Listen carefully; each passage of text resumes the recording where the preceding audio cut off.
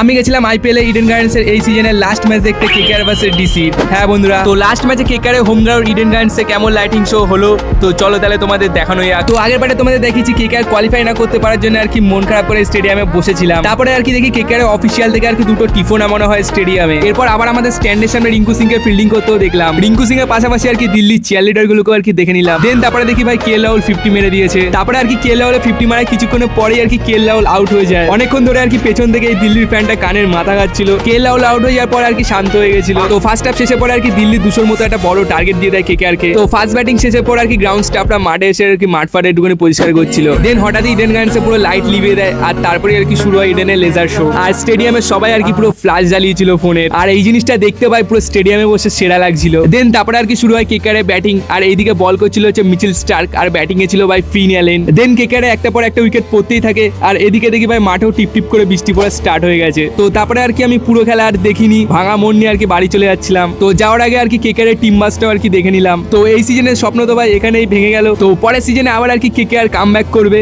ভাই।